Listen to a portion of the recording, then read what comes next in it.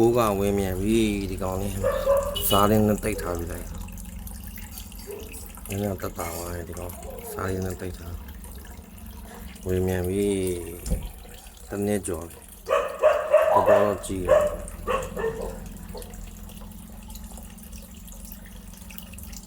စားပဲတိတ်ရဘာနဲ့တိတ်ရမှမသိတော့စားနေတယ်ကဲအမရက်ွက်တဲ့ကဘန်နာပင်အရွက်သွားပြီဘန်နာပင်အရွက်လေးကိုသေးပြီးဆိုရင်စိန်ထားရင်လည်းသူကဒီကောင်းတယ်အပိုးတည်တယ်ပြောတာပဲ online မှာအဲ့လိုပြောတာပဲလောက်ကြည့်မှသိမှာပဲဘန်နာပင်အရွက်6လေ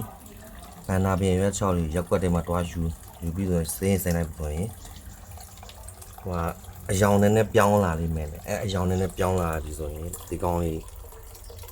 ပိုးတည်တာပေါ့ဗျာဒီကောင်းလေးကျမ်းမာကြီးကောင်းတယ်ပြောတာပဲ online မှာတော့အဲဒါကြောင့်မို့တန်းကြည့်ရတာပေါ့ကွာနင်းကဘယ်ကောင်းလေးလဲဒီကောင်းလေးညာလားဒီကောင်းလေးလည်းသာတိတ်လိုက်အောင်သာတိတ်လိုက်အောင်